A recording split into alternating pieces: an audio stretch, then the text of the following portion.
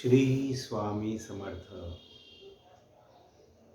दामोदर पंत, गेली 10 वर्ष तुम्ही मला हे अधिष्ठान करताना पाहता आणि दरवर्षी शेवटच्या फेरीला तुम्ही हाच प्रश्न विचारता की हे सगळं कशासाठी.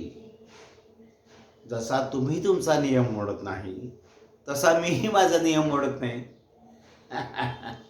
आणि बरोबर आहे म्हणा, लोकांना वाटणं साहजिकच आहे. अहो, या रामाला काय कमी आहे. घरात एवढे नोकर-चाकर असताना स्वतः कावड घेऊन 8 मैल रान तुडवत नदीतून पाणी आणून या पादुकांवर अभिषेक का करतात. अहो, एखादी बैलजोडी बैलगाडीला जोडून एकदाच सगळं पाणी का आणून ठेवत नाही. एवढे उचापत कशासाठी.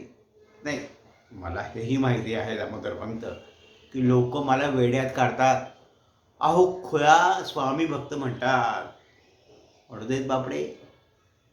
श्री स्वामी समर्थ. आणि दामोदर पंत, माझ्या आज्यापासून ही प्रथा चालत आली आहे. आता मीच पाळली नाही तर पुढची पिढी कशी पाळेल काय. आणि म्हणतात ना, स्वतः मेल्याशिवाय स्वर्ग दिसत नाही. तसं म्हणावं तर श्री स्वामी समर्थ. आणि काय, त्याने एवढं दिलंय तर त्याच्यासाठी थोडे कष्ट पडले तर बिघडलं कुठे. श्री स्वामी समर्थ. श्री स्वामी समर्थ.